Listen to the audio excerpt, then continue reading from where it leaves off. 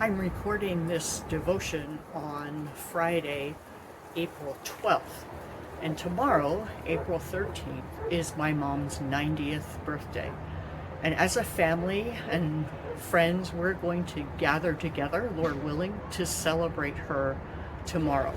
And there will be 4 generations of family there, as well as some of her friends and other assorted relatives.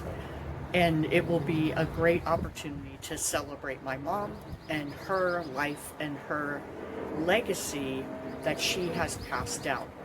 And I'm sure that we will be speaking some words over her, some words to her, words of appreciation, words of affirmation.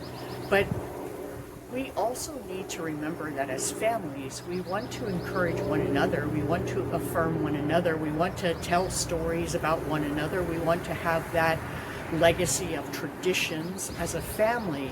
But we also need to remember these words from Psalm 145 and verse 4, which says, "One generation shall praise your works to another and shall declare your mighty acts." Of course, the "your" in that verse is God. Part of the legacy that we should be sharing with our family, part of the traditions that we should be passing down, part of the words that we should be expressing are to tell of God's faithfulness, of God's mighty acts, of what God has done in the scriptures, what God has done through history, what God has done in our own lives. And so I hope that tomorrow as we gather together, there will also be some of that discussion of God's faithfulness to us and to my mom. And I would encourage you today to look for an opportunity to maybe share some funny stories about your family or share a tradition about your family to build up that legacy of family, or even with your friends and neighbors in your community.